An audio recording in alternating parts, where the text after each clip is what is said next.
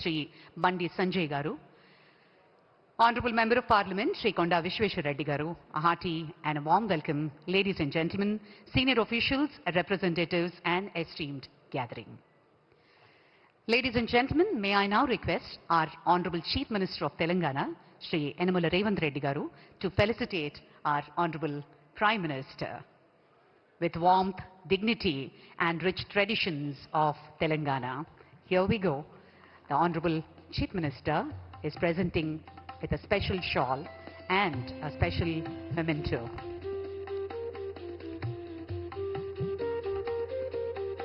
The timeless symbol of strength, courage, శక్తికి భక్తికి సంపదకు ప్రతీకగా నిలిచే అద్భుతమైన నంది జ్ఞాపికను మన ముఖ్యమంత్రి వర్యులు శ్రీ రేవంత్ రెడ్డి గారు ప్రధాని గారికి అందిస్తున్న శుభ తరుణం.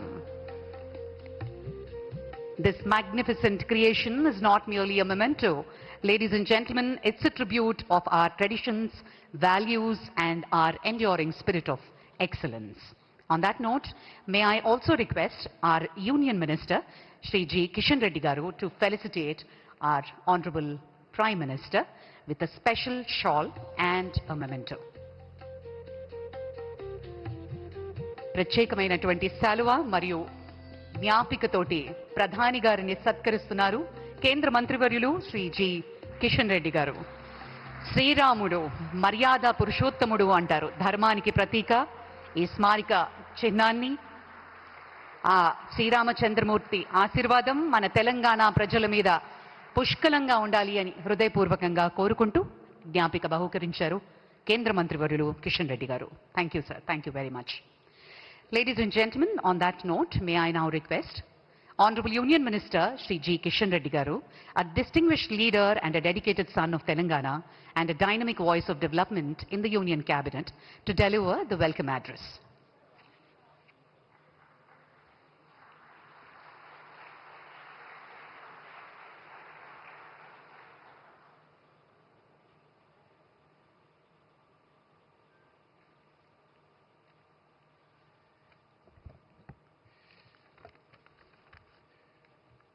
भारत का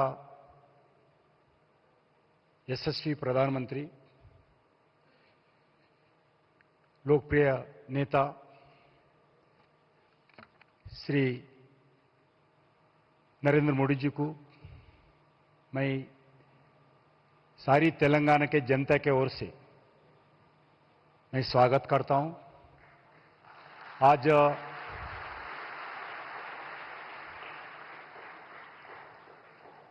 इस कार्यक्रम में तेलंगाना के गवर्नर श्री शिवप्रताप शुक्ला जी, तेलंगाना मुख्यमंत्री श्री ए रेवंत रेड्डी गारू, केंद्र होमशाख सहमंत्रुलु बंडी संजय गारू, स्थानिक पार्लमेंट सभ्युलु కొండ విశ్వేశ్వర రెడ్డి గారు, రాష్ట్ర మంత్రివర్యులు కోమటిరెడ్డి వెంకరెడ్డి గారు, అదేవిధంగా ఈ కార్యక్రమంలో పాల్గొంటున్నటువంటి హైదరాబాద్ తెలంగాణకు సంబంధించినటువంటి అతిథులు, వివిధ ప్రభుత్వ శాఖలకు సంబంధించినటువంటి అధికారులు అందరికీ ఈ సందర్భంగా హృదయపూర్వకమైనటువంటి శుభాకాంక్షలు. నరేంద్ర మోడీ గారు చాలా రోజుల తర్వాత ఈరోజు మన యొక్క తెలంగాణ గడ్డ మీద అడుగు పెట్టారు.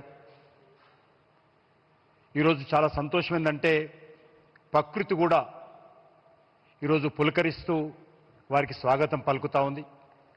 ఎందుకంటే నిన్నటి వరకు విపరీతమైనటువంటి ఎండలు, కానీ ఈరోజు మరి వాతావరణ శాఖ సంబంధించినంత వరకు వేడి కూడా చాలా తగ్గింది. ఎన్వైరన్మెంట్ తెలుసు, తెలంగాణలో 9,400 కోట్ల విలువైనటువంటి అభివృద్ధి కార్యక్రమాలకు రైల్వే శాఖకు సంబంధించి, జాతీయ రహదారులకు సంబంధించి, అదేవిధంగా వరంగల్లో prime minister mega textile park దానికి సంబంధించి, అదే కాకుండా జహీరాబాద్లో ఇండస్ట్రియల్ కారిడార్ గురించి ఈరోజు ప్రధానమంత్రి గారు ప్రారంభోత్సవం చేయడం కోసం కొన్ని తెలంగాణ ప్రజలకు డెడికేట్ చేయడం కోసం ఈరోజు ప్రత్యేకంగా రావడం జరిగింది.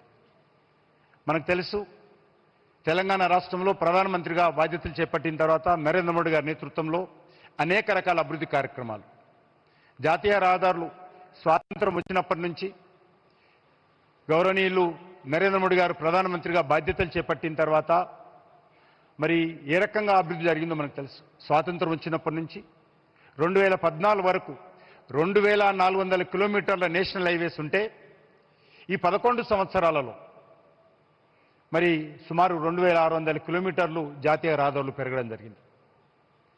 పెద్ద ఎత్తున కేంద్ర ప్రభుత్వము జాతీయ రహదారుల మీద ఖర్చు పెట్టడం జరిగింది. అందులో ఈరోజు మరికొన్ని రహదారులు చేరుతా ఉన్నాయి. అదేవిధంగా రైల్వే నెట్వర్క్ కూడా ఈరోజు తెలంగాణలో చాలా అభివృద్ధి జరుగుతూ ఉంది.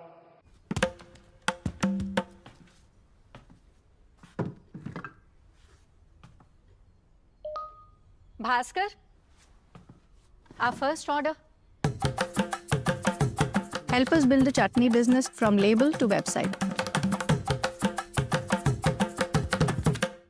మన రాష్ట్ర రాజధాని అయినటువంటి దక్షిణ భారతదేశంలో one of the biggest railway station అయినటువంటి సికింద్రాబాద్ 220 కోట్లతోటి ప్రధానమంత్రి గారు స్వయంగా వచ్చి భూమి పూజ చేసుకున్నారు. ఈ యొక్క సంవత్సరం ఎండింగ్లో అది శంషాబాద్ ఎయిర్పోర్ట్ లాగా మన యొక్క సికింద్రాబాద్ రైల్వే స్టేషన్ ఉండబోతుందనే విషయాన్ని ఈ సందర్భంగా మనయేస్తున్నాను.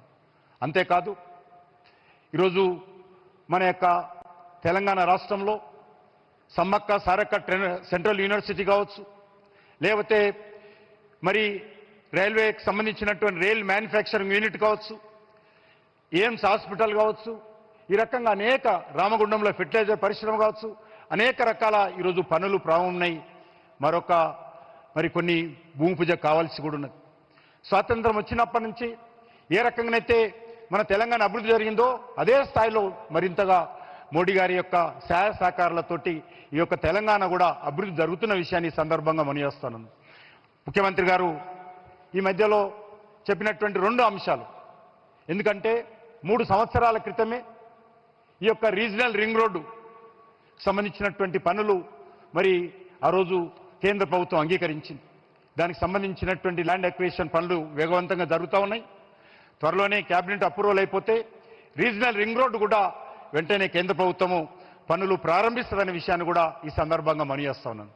అంతేకాకుండా మరి ఈరోజు రాష్ట్రంలో మరి అనేక రకాల అభివృద్ధి కార్యక్రమాలకు సంబంధించి ముందుకెళ్లాల్సినటువంటి అవసరం ఉంది. ఎన్నికలప్పుడు రాజకీయాలు ఉన్నప్పటికీ ఎన్నికల తర్వాత తెలంగాణ అభివృద్ధి ఏకైక లక్ష్యంగా ఈరోజు మనం అందరం కలిసి పనిచేయాల్సినటువంటి అవసరం ఉంది.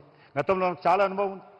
ప్రధానమంత్రి గారు రామగుండం ఫెర్టిలైజర్ పరిశ్రమ ప్రారంభించడానికి, అదేవిధంగా మరి 13,000 కోట్ల రూపాయలతోటి ఎన్టీపీసీ పవర్ ప్రాజెక్టులు ప్రారంభించడానికి వచ్చినప్పుడు మరి ఆ రోజు ముఖ్యమంత్రి రాలేదు. దాని కారణంగా కొంత మరి ఏ రకంగా పరిస్థితి ఉందో మనకు తెలుసు. ఈరోజు రాష్ట్రంలో భారత ప్రభుత్వము ఏ రాజకీయ పార్టీ ఉన్నప్పటికీ, అది కమ్యూనిస్ట్ పార్టీ కానీ, అది కాంగ్రెస్ పార్టీ కానీ, లేకపోతే డిఎంకే ప్రభుత్వం కానీ, ఏ ప్రభుత్వం ఉన్నప్పటికీ కూడా ఏ రకమైనటువంటి వివక్షత లేకుండా ఈరోజు తెలంగాణ అభివృద్ధి కానీ మిగతా దేశ అభివృద్ధి కోసం పనిచేస్తున్నటువంటి విషయాన్ని సందర్భంగా మనయేస్తున్నాను. గౌరవనీయులు ప్రధానమంత్రి గారి విజన్లో మనము వికసిత్ భారత్ 2047 మనం అందుకోవాల్సిన అవసరం ఉంది. ఒక డెవలప్డ్ కంట్రీగా, ఒక అభివృద్ధి చెందిన దేశంగా అభివృద్ధి చెందాలంటే సమాంతరంగా అన్ని రాష్ట్రాలు డెవలప్మెంట్ కావాలి. ఆ దిశలోనే నాకు పూర్తి విశ్వాసం ఉంది. తెలంగాణ రాష్ట్రం కూడా ఆ దిశలో ముందుకెళ్లాల్సినటువంటి అవసరం ఉంది. దానికి కేంద్ర ప్రభుత్వము పూర్తి స్థాయిలో అంకిత భావంతో తెలంగాణ అభివృద్ధి కోసం పనిచేస్తామని చెప్పి, మోడీ గారి నాయకత్వంలో తెలంగాణ అభివృద్ధి కోసం కృషి చేస్తామని చెప్పి నేను ఈ సందర్భంగా మనయేస్తూ సెలవు తీసుకుంటున్నాను. భారత్ మాతా కీ జై.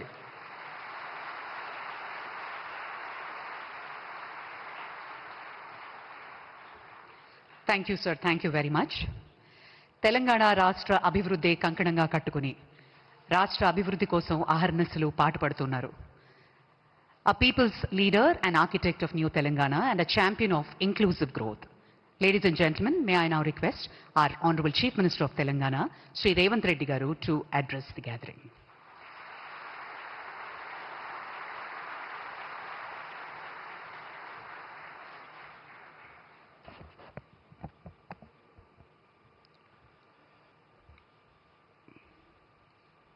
माननीय भारत प्रधानमंत्री श्री नरेंद्र मोदी जी,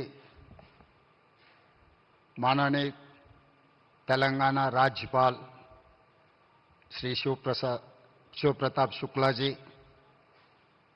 प्रिय मित्र केंद्र मंत्री श्री जी किशन रेड्डी जी, प्रिय मित्र केंद्र मंत्री श्री बंडी संजय जी, हमारे साथी मंत्रीगण श्री कोमट रेड्डी वेंकट रेड्डी जी, चेवेल्ला लोकसभा मेंबर विश्वेश्वर रेड्डी जी, और यहाँ पर तेलंगाना कोने कोने से शामिल हुए प्रिय मित्रों, ये एक केंद्र सरकार के कार्यक्रम नहीं, ये विकास उत्सव है। ये विकास उत्सव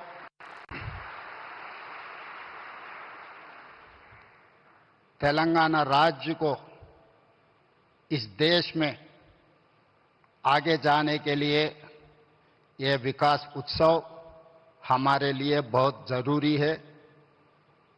मैं इसीलिए ये विकास उत्सव कहना चाहता हूं कि जिस दिन इस देश में हम सरकार बनाए, इस राज्य में हमारा पहला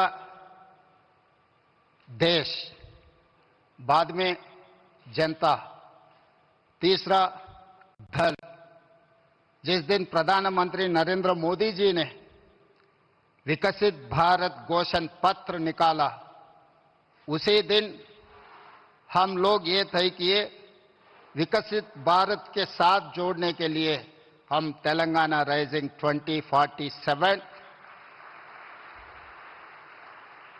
हम एक पॉलिसी डॉक्यूमेंट निकाला।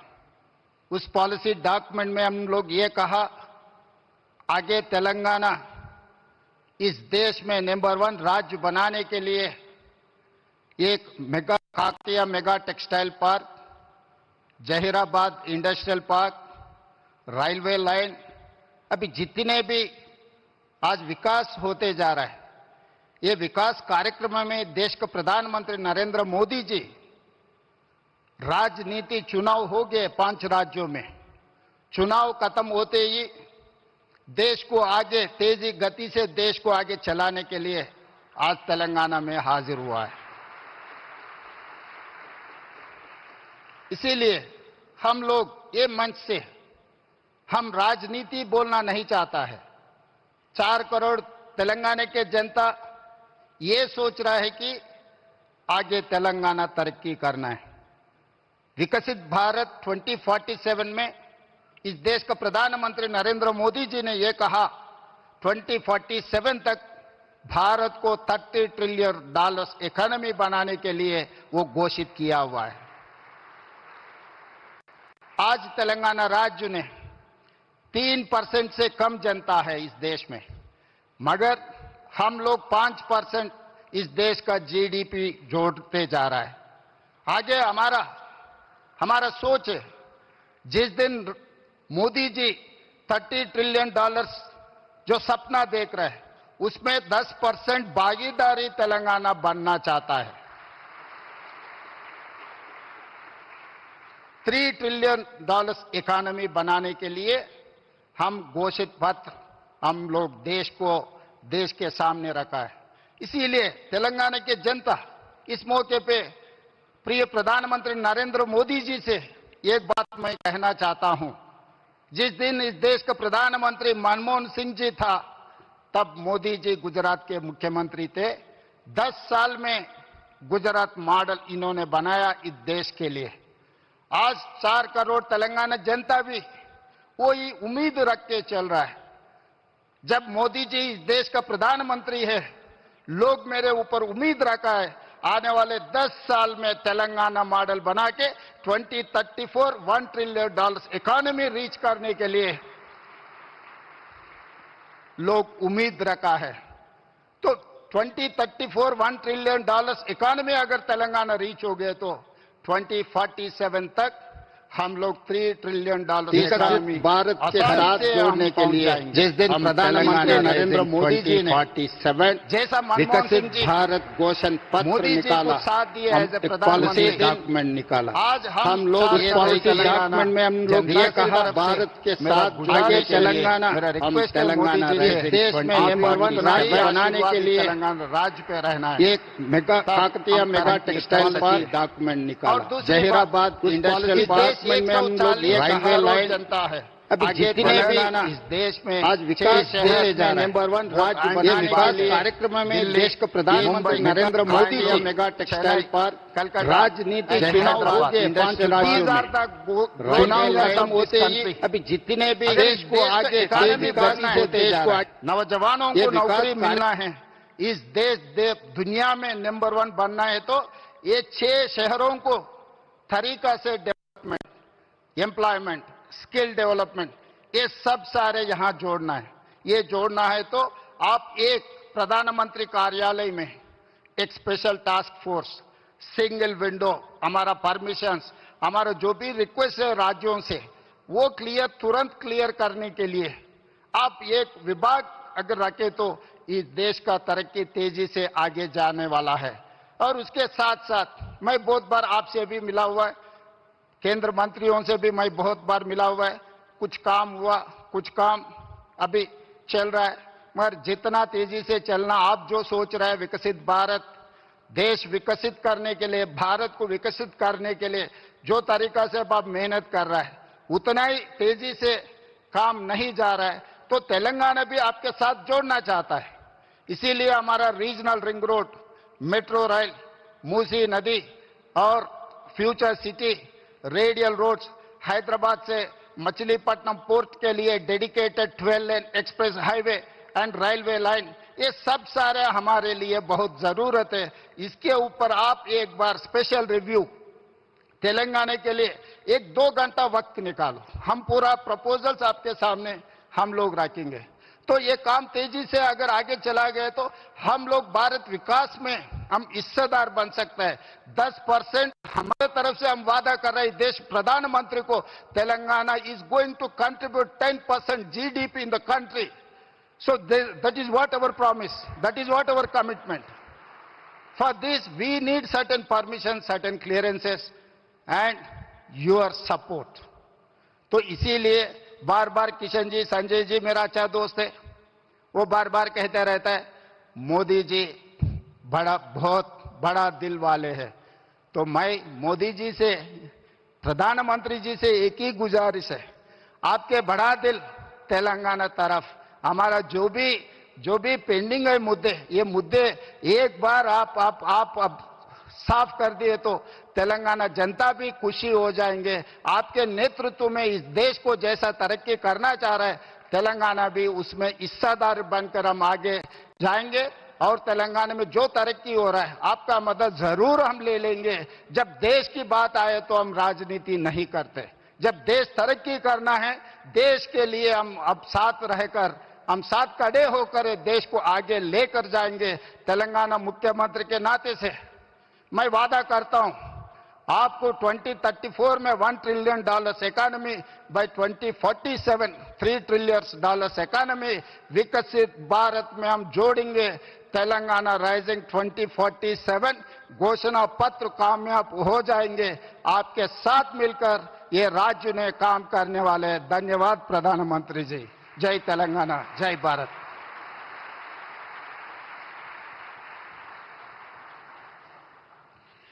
Thank you, sir. Thank you very much.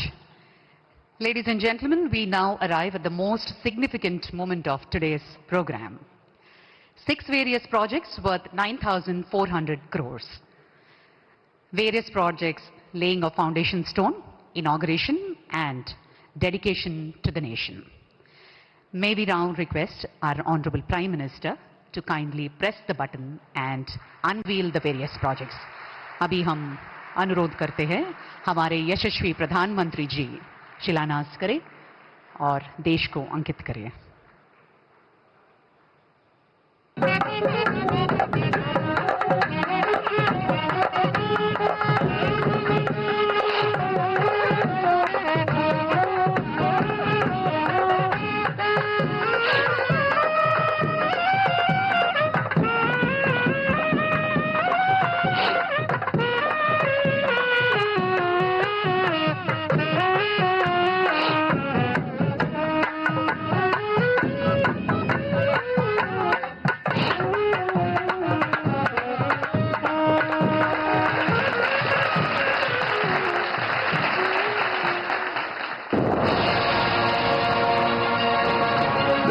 charter of ease of living and ease of doing business given by our Honorable Prime Minister Shri Narendra Modi ji has indeed brought a paradigm shift in India's physical and social infrastructure development. Telangana has also benefited immensely from various central government's initiatives.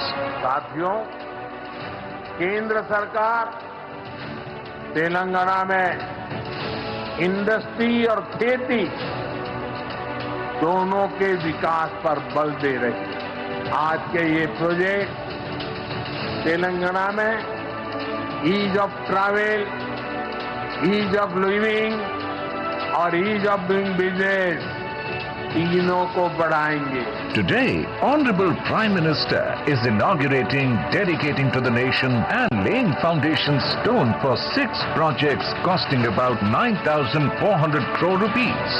Foundation stone for the 4-lane Guddebellur-Mehboob-Nagar stretch of the Hyderabad-Panaji Economic Corridor is being laid today. This project will provide seamless link between Raichur and Mehboob-Nagar, reducing travel time by 90 minutes and reducing Hyderabad-Goa travel time from 12 hours to 8 hours. POL terminal at Malkapur, Hyderabad is being dedicated to the nation. This terminal will strengthen Telangana's energy security and streamline fuel distribution by ensuring reliable supply, reducing transport costs and minimizing shortages during peak demand.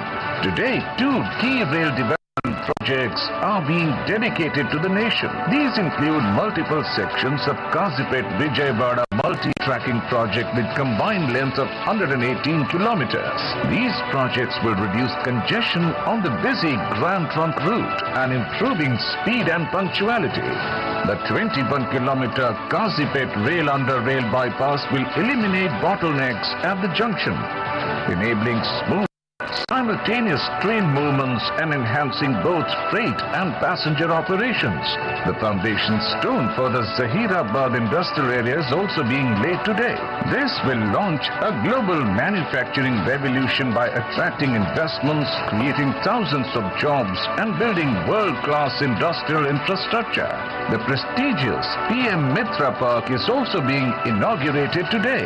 This park will have world-class infrastructure which will integrate the textile value chain guided by the 5F vision, farm to fiber to factory to fashion to foreign, and generate large-scale employment for women and rural youth while boosting exports.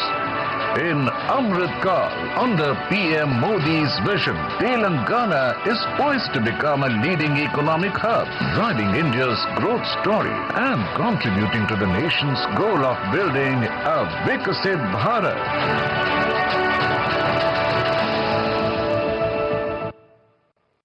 What a historic moment, ladies and gentlemen. A huge round of applause. आज भारत को सोने की चिड़िया फिर से बुलाया जाना लगा है, क्योंकि सिर्फ प्रधानमंत्री जी ने इसे विश्व गुरु बनाने का सपना दिया है, बल्कि इस देश को वो स्वर्ण पंख दिए हैं जिसे भारत ఎలా చేస్తాం మామా ఫ్రెండ్స్ కలిసి మొదటిసారిగా చంద్రుడిపైకి వెళ్ళగలిగితే మరి ఇదంతా లెట్స్ డు దిస్ తొలిసారి తొలిసారి నేస్తాలు తోడైన పయనమ తొలిసారి చేయండి ఏదైనా మొదటిసారి దోస్తులు పక్కన ఉంటే మరి హౌస్ ఆఫ్ టవల్స్ నంబర్ 1 दोस्ती इस पावन अवसर पर संबोधित करें और हमारा मार्गदर्शन करें. Ladies and gentlemen, Honorable Prime Minister Shri Narendra Modi special address.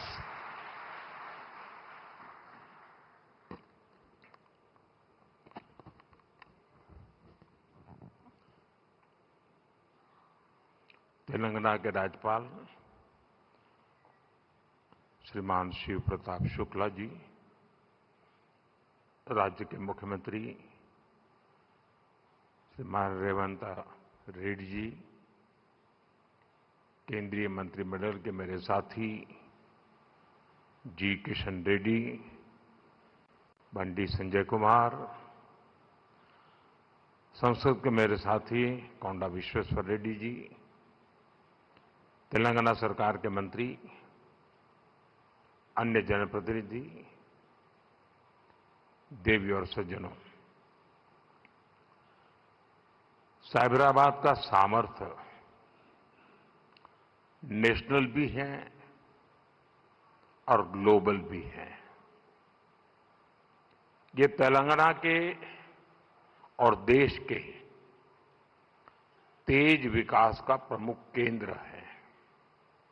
इसलिए आज साइबराबाद से तेलंगाना को देश का एक बड़ा मैन्युफैक्चरिंग पावर हाउस बनाने के लिए अनेक बड़े प्रोजेक्ट शुरू हो रहे हैं।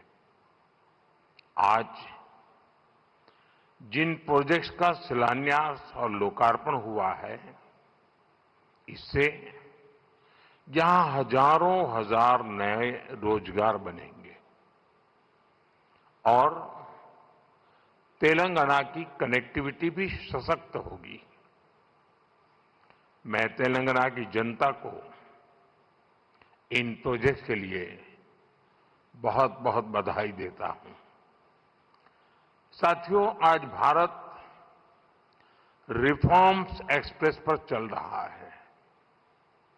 साथ ही आज का भारत आधुनिक इंफ्रास्ट्रक्चर भी बना रहा है। जहीराबाद इंडस्ट्रियल एरिया के निर्माण के पीछे भी यही लक्ष्य है। ये इंडस्ट्रियल एरिया, इंडस्ट्रियल कॉरिडोर विकसित करने के भारत सरकार के राष्ट्रीय अभियान का हिस्सा है। ये एक प्रकार से इंडस्ट्रियल स्मार्ट सिटी बनने जा रहा है। यहां वर्ल्ड क्लास इंफ्रास्ट्रक्चर होगा, बेहतरीन पावर सप्लाई होगी, एडवांस आईसीटी नेटवर्क होगा, यानी दुनिया भर के निवेशकों के लिए यहां हर वो सुविधा होगी जो इंडस्ट्री के लिए उन्हें जरूरी है। इन सुविधाओं के निर्माण के लिए भारत सरकार के हजारों करोड़ रुपए लगेंगे और तेलंगाना, हैदराबाद के हजारों नौजवानों को रोजगार का माध्यम बनेगा। यहां बनने वाली गाड़ियां, मशीनरी, यहां लगने वाले फूड प्रोसेसिंग उद्योग, ये तेलंगाना के श्रमिकों और किसानों को भी सशक्त करेंगे। साथियों, अतीत में जब भारत दुनिया की बहुत बड़ी इकोनॉमी था, तब हमारे वस्त्र उद्योग की बहुत बड़ी भूमिका थी। अब हम अपनी उस विरासत को फिर से सशक्त कर रहे हैं। वारंगल का पीएम मित्र पार्क देश में टेक्सटाइल क्रांति को गति देगा। पीएम मित्र पार्क में लगने वाली यूनिट्स को केंद्र सरकार की योजनाओं का भी पूरा लाभ मिलेगा। उन्हें केंद्र सरकार की पीएलआई स्कीम से भी मदद मिलेगी, यानी इस टेक्सटाइल पार्क से बड़ी संख्या में रोजगार का निर्माण होगा। खासतौर पर जो हमारी बहनें बेटियां हैं, उनके लिए अनेक अवसर बनने वाले हैं। साथियों, बीते 12 वर्षों में भारत सरकार की बहुत बड़ी प्राथमिकता आधुनिक कनेक्टिविटी भी रही है। रोड्स हो। दोस्तों, जब जनगणना अधिकारी आपके दरवाजे पर आए तो वो आपसे फोटो आईडी, दस्तावेज और यहाँ तक कि आपके फोन का ओटीपी भी मांगेंगे। जरा संभल के रहिए। बिल्कुल गलत। आइए आज सच जानते हैं। जनगणना अधिकारी कभी भी आपसे फोटो आईडी, ओटीपी या कोई भी दस्तावेज नहीं मांगेंगे। बस उनके सवालों का सच्चाई से जवाब दीजिए। ऐसी अफवाहों से दूर रहिए और जनगणना में जरूर हिस्सा लीजिए। हमारी जनगणना, हमारा विकास।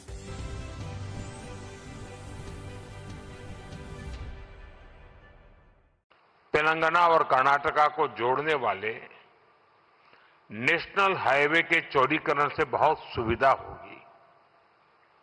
इससे ट्रेवल टाइम कम होगा और किराए भाड़े में भी बचत होगी।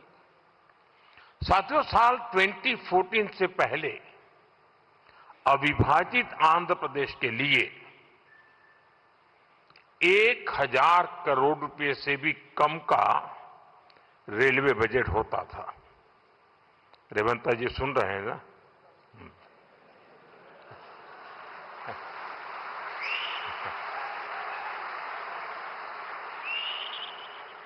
संयुक्त आंध्र के समय रेलवे का बजट 1000 करोड़ रुपए से भी कम था। आज सिर्फ संयुक्त आंध्र की बात नहीं कर रहा, आज सिर्फ तेलंगाना का रेलवे बजट ही लगभग 5,500 करोड़ रुपए का है।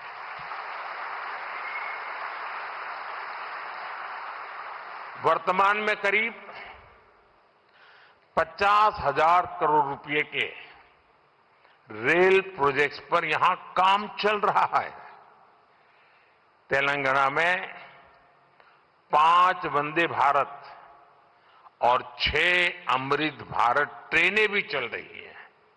साथियों, अभी कुछ देर पहले Kazipet Vijayawada multi tracking project के कुछ सेक्शन का लोकार्पण हुआ है। इसके अलावा Kazipet rail under bypass line का भी राष्ट्र को समर्पित की गई है। इन सुविधाओं से सफर भी आसान होगा और ट्रांसपोर्टेशन की गति भी तेज होगी। साथियों, 21वीं सदी की इस दुनिया में बिना ऊर्जा सब काम ठप पड़ जाता है। एनर्जी सिक्योरिटी का क्या महत्व है, ये आज दुनिया का हर व्यक्ति महसूस कर रहा है। जो हमारी बहनें बेटियां हैं, भारत उनके लिए एनर्जी सिक्योरिटी पर हमारे अनेक अवसर बनने वाले हैं। अभूतपूर्व निवेश कर रही है। बीते 12 वर्षों मलकापुर में भारत सरकार के नए टर्मिनल का उद्घाटन इसी दिशा में एक बड़ा कदम है। यह टर्मिनल तेलंगाना की बढ़ती एनर्जी नीड्स को पूरा करेगा, सप्लाई चेन को मजबूत करेगा। साथियों, बीते सालों में सोलर पावर के मामले में भारत दुनिया के टॉप देशों में पहुंच चुका है। पेट्रोल में इथेनॉल ब्लेंडिंग को लेकर अभूतपूर्व काम हुआ है। पहले हमने 100% एलपीजी कवरेज पर फोकस किया, अब हम पाइप से सस्ती गैस पर फोकस कर रहे हैं। सीएनजी आधारित व्यवस्था को प्रमोट कर रहे हैं। ऐसे तमाम प्रयासों के कारण भारत इस बहुत बड़े वैश्विक ऊर्जा संकट का सामना कर रहा है। लेकिन अब आज समय की ये भी मांग है कि पेट्रोल, डीजल, गैस ऐसी चीजों का बहुत संयम से इस्तेमाल करें। जो एनर्जी प्रोडक्ट हम विदेशों से मंगाते हैं, हमें प्रयास करना है कि जितनी जरूरत है उतना ही उपयोग करें। इससे विदेशी मुद्रा की भी बचत होगी और युद्ध के संकट से होने वाले दुष्प्रभाव को भी कम किया जा सकेगा। साथियों, आज तेलंगाना का युवा नए सपने देख रहा है। यहां का किसान नई उम्मीदों के साथ आगे बढ़ना चाहता है। यहां के उद्योग, यहां के एमएसएमई, यहां के स्टार्टअप सब एक विकसित तेलंगाना के निर्माण में अपनी भूमिका निभाना चाहते हैं, क्योंकि तेलंगाना विकसित होगा तो भारत विकसित होगा। मैं तेलंगाना के हर परिवारजनों को ये भरोसा दिलाता हूं कि आपके सपने पूरे करने के लिए केंद्र सरकार ही इससे भी और तेज गति से काम करती ही रहेगी। अब हमारे रेवंता जी ने कहा था कि हां हम पॉलिटिकल बात नहीं करेंगे, तो मैं भी नहीं करूंगा।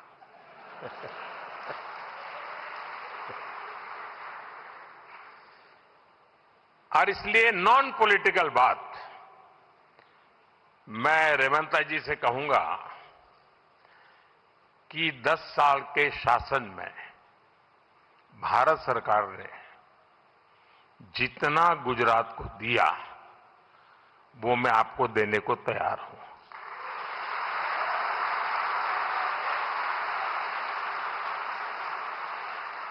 लेकिन मेरी जानकारी से मैं आपको बता देता हूं कि जैसे ही मैं ऐसा करूंगा, आपको जो अभी मिल रहा है वो आधा हो जाएगा।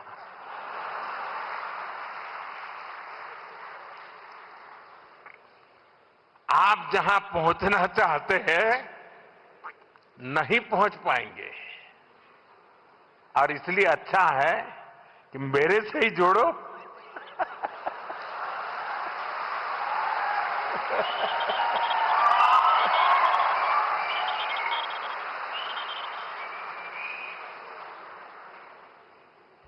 साथियों, हमारा एक पक्का विश्वास है कि डेमोक्रेसी में